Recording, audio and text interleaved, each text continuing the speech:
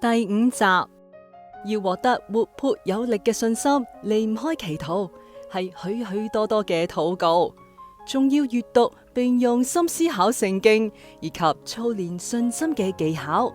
喺另外一章，我會講到祈禱嘅具體方法，但係我想要喺呢度指出，禱告要有產生信心嘅特質，先至能夠消除自卑㗎。膚淺、形式化、草率應付嘅禱告係唔會產生足夠嘅效力。有一位出色嘅黑人婦女，係德克薩斯州我朋友屋企嘅廚師。當有人問佢點樣可以能夠全然應付佢嘅困難時，佢話一般嘅問題可以用一般嘅禱告嚟解決，然而有大麻煩臨頭時，你就需要好好咁禱告一番。我朋友中最有感染力嘅就係以前住喺紐約石拉休茲已故嘅哈洛安德魯，佢係我哋認識嘅最優秀商人同埋最有能力嘅心靈專家。佢話大多數禱告問題都出喺禱告嘅量唔夠，要借着信心達到你所想嘅目的。佢話要學會足量嘅禱告，上帝會按你禱告嘅量大小嚟到衡量你嘅信心。佢無疑係啱㗎，因為聖經上話，耶穌說：照着你們的信，給你們成全了吧。馬太福音9章29下。所以你嘅問題越大，你嘅禱告量就應該越大。歌星羅蘭海斯曾對我引用佢祖父嘅話，佢祖父所受嘅教育雖然無法與佢嘅孫子相比，但佢天然嘅智慧卻毫不遜色。佢話好多禱告毛病出喺冇吸力，要驅使你嘅禱告進入你懷疑、懼怕、自卑嘅深層，內心深處充足嘅禱告，先至能夠有強大嘅吸力，從而產生出強而有力、活力十足嘅信心。去請教有能力嘅心靈導師，讓佢教你如何擁有信心。無論係擁有信心、運用信心，抑或係得着信心帶嚟嘅能力施展，都係技能，而且同其他技能一樣，必須加以鑽研同埋操練，先至能夠運用自如。本章尾末將會列出10條建議，幫助你克服自卑習慣同埋發展信心。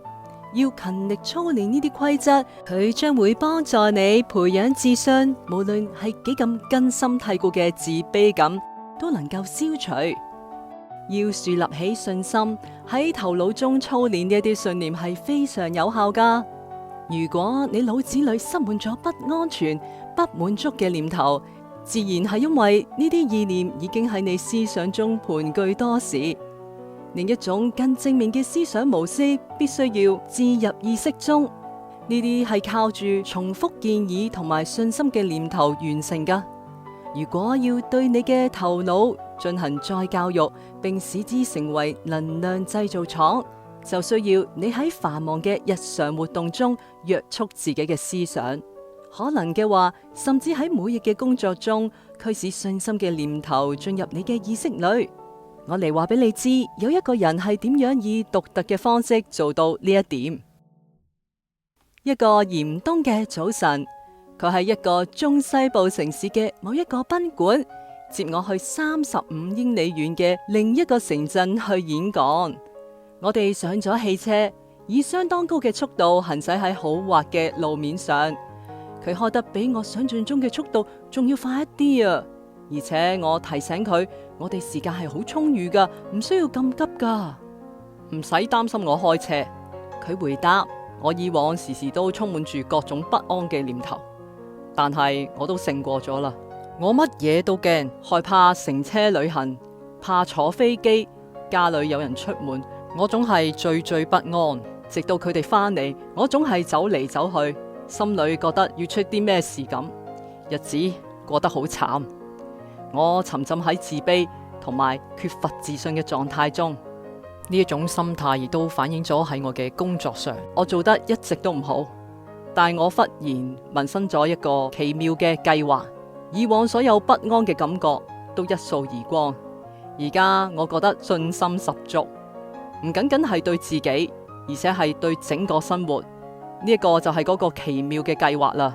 佢指住固定喺擋風玻璃下儀表板上嘅2個夾子，並且將手伸到去放雜物嘅凹處，取出一盒小卡片嚟。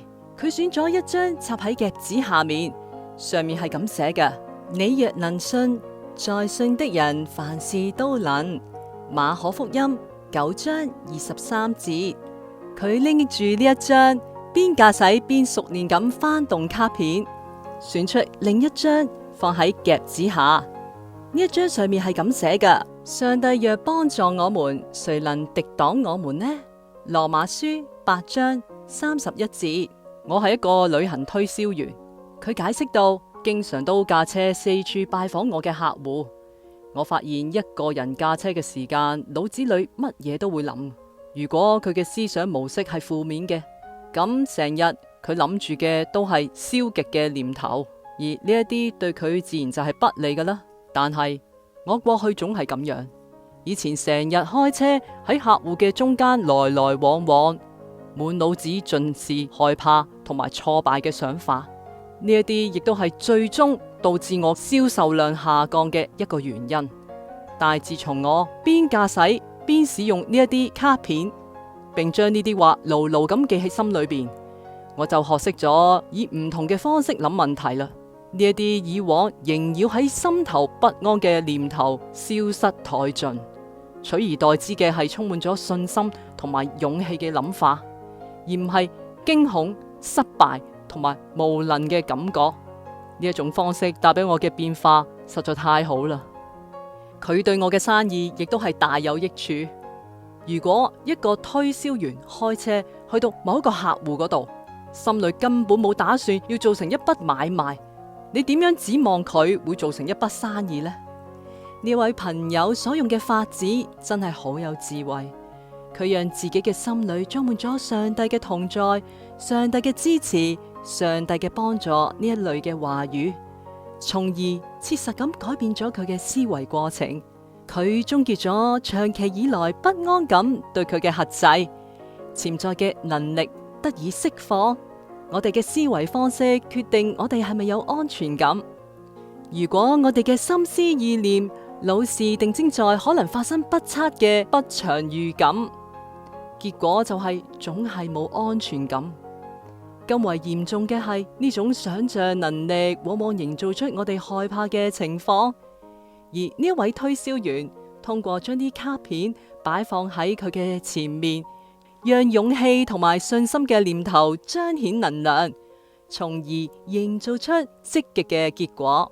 以前佢嘅能力被失敗心理所抑壓，如今因為佢創造性嘅態度得到激發，從佢嘅個性中流露出嚟。